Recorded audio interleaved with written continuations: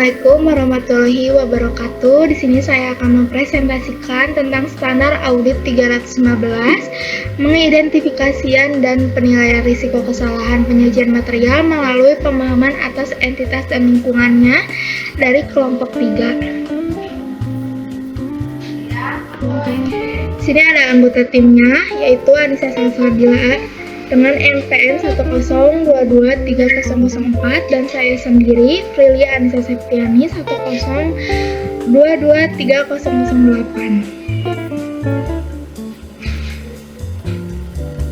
Sini saya akan membahas latar belakang standar audit 315 revisi 2021 yang disusun oleh Institut Akuntan Publik Indonesia, memberikan pedoman bagi auditor untuk mengidentifikasi dan menilai risiko kesalahan penyajian material dalam laporan keuangan melalui pemahaman atas entitas dan lingkungannya.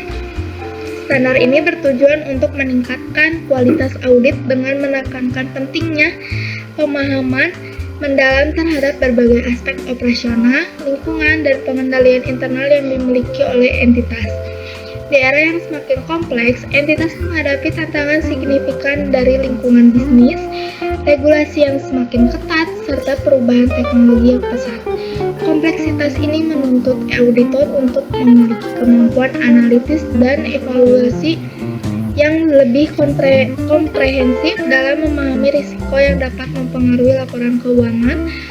Pemahaman menyeluruh atas entitas termasuk struktur organisasi, proses bisnis, dan pengendalian internal menjadi dasar yang kokoh dalam menentukan strategi audit yang efektif.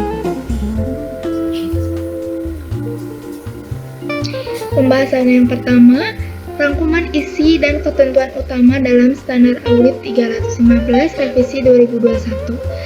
Standar audit 315 revisi 2021 mengatur proses yang harus dilakukan auditor untuk mengidentifikasi dan menilai risiko kesalahan penyajian material dalam laporan keuangan. Tujuan utama dari standar ini adalah agar auditor memperoleh pemahaman yang memadai mengenai entitas dan lingkungan tempat entitas beroperasi, termasuk sistem pengendalian internal yang relevan untuk merancang prosedur audit yang efektif berdasarkan penilaian risiko yang teridentifikasi.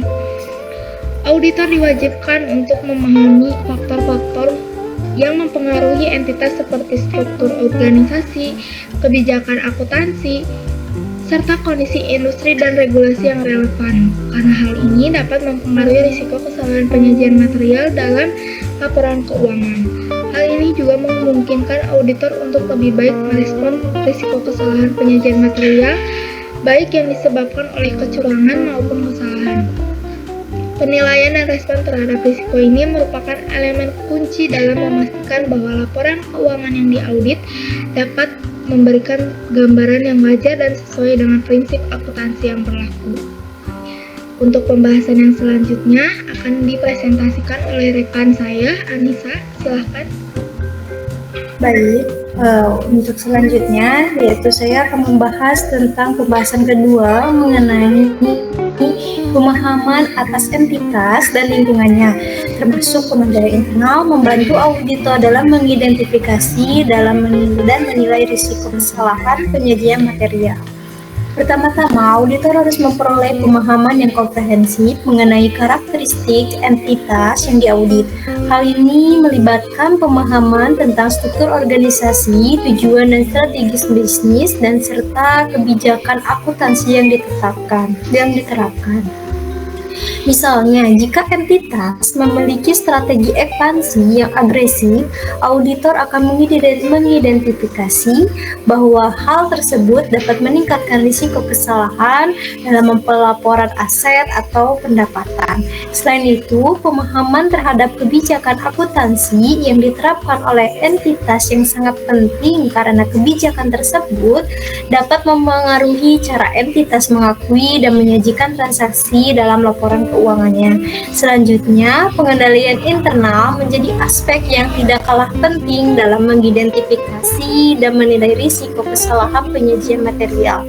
Pengendalian internal yang efektif berfungsi untuk mencegah atau mendeteksi Kesalahan dapat terjadi dalam proses penyusunan laporan keuangan. Pengendalian internal mencakup beberapa elemen yang seperti kebijakan prosedur operasional, sistem informasi yang digunakan entitas, serta mekanisme pengawasan yang ada. Jika pengendalian internal lemah, maka potensi terjadi kesalahan penyajian material dalam laporan keuangan akan meningkat.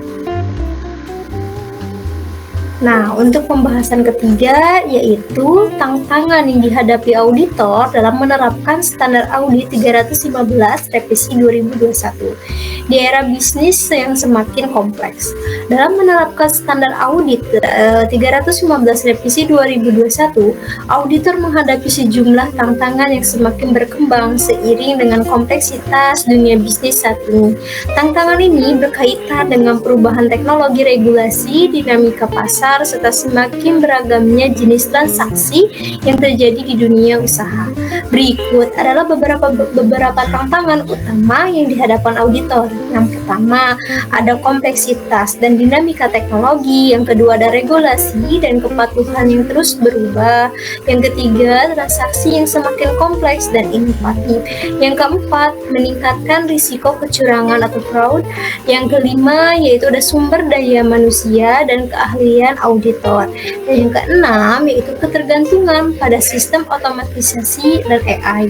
Secara keseluruhan, tantangan yang dihadapi auditor dalam menerapkan standar audit 315 revisi 2021 di era bisnis yang semakin kompleks mencakup beberapa faktor yang melibatkan perkembangan teknologi dan peraturan terus berubah, serta peningkatan risiko transaksi yang lebih rumit. Auditor perlu memiliki pengetahuan dan keterampilan cukup untuk mengatasi tantangan-tantangan ini agar dapat melakukan audit yang efektif dan efisien, serta memastikan bahwa laporan keuangan yang diaudit mencerminkan gambaran yang wajar serta sesuai standar yang berlaku.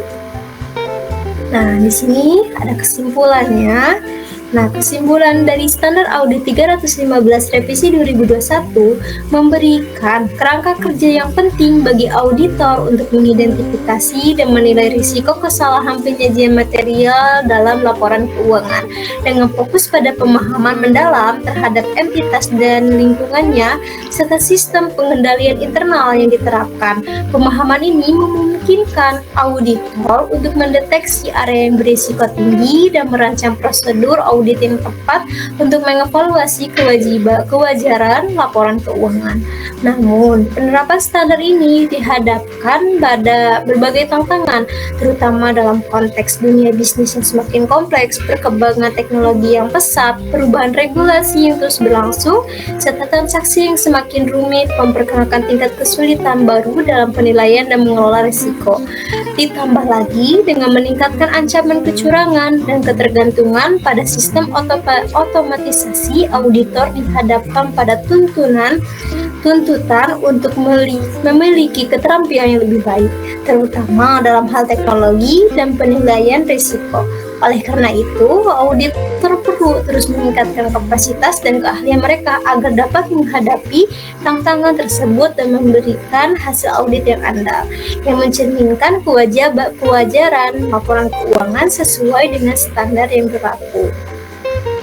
Nah, mungkin segitu presentasi dari kami.